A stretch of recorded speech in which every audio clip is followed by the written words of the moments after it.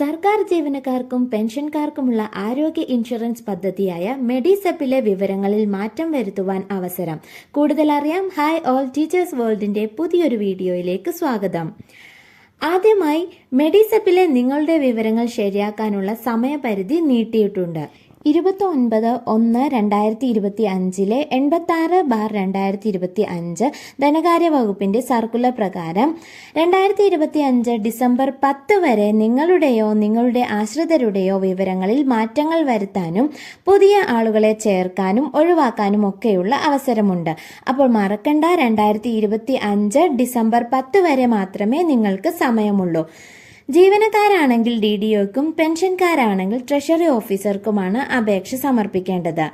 മറ്റൊരു കാര്യം ഓർക്കേണ്ടത്, ഈ തീയതി കഴിഞ്ഞാൽ, അതായത് 2025 ഡിസംബർ 10 കഴിഞ്ഞാൽ എല്ലാ വിവരങ്ങളും ഇൻഷുറൻസ് കമ്പനിക്ക് കൈമാറും. പിന്നെ അതിൽ യാതൊരുവിധ മാറ്റങ്ങളും അനുവദിക്കുന്നതല്ല. എന്നാൽ നവജാത ശിശുക്കളെ ചേർക്കാനും പുതുതായി വിവാഹം കഴിക്കുന്നവർക്ക് പങ്കാളിയെ ഉൾപ്പെടുത്താനും ഇളവുകളുണ്ട്.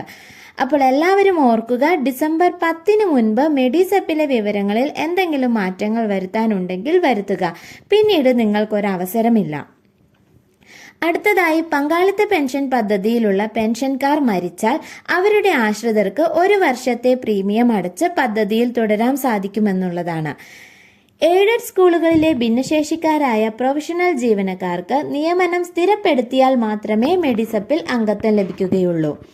ഇതുമായി ബന്ധപ്പെട്ട് സംശയങ്ങളുണ്ടെങ്കിൽ മെഡിസെപ്പ് ടോൾ ഫ്രീ നമ്പറായ 180004251857 വിളിക്കുകയോ അല്ലെങ്കിൽ info.medisep@kerala.gov.in എന്ന ഇമെയിൽ വിലാസത്തിൽ ബന്ധപ്പെടുകയോ ചെയ്യുക. ഡിസംബർ 10 മുമ്പായി നിങ്ങളുടെ മെഡിസെപ്പ് വിവരങ്ങൾ കൃത്യമാണെന്ന് ഉറപ്പുവരുത്തുക. ജനുവരി 1 മുതൽ മെഡിസെപ്പ് 2ാം ഘട്ടം ആരംഭിക്കുന്നതിനാൽ ഇനിയൊരു അവസരം കിട്ടണമെന്നില്ല. ഈ അവസരം എല്ലാവരും വിനിയോഗിക്കുക. വീഡിയോ ഇഷ്ടപ്പെട്ടാൽ ലൈക്ക് ചെയ്യുക, മറ്റുള്ളവരിലേക്ക് ഷെയർ ചെയ്യാനും മറക്കരുത്. സർക്കാർ ജീവനക്കാരെയും അധ്യാപകരെയും സംബന്ധിച്ച പുതിയ വാർത്തകൾക്കായി ചാനൽ സബ്സ്ക്രൈബ് ചെയ്യുക. താങ്ക്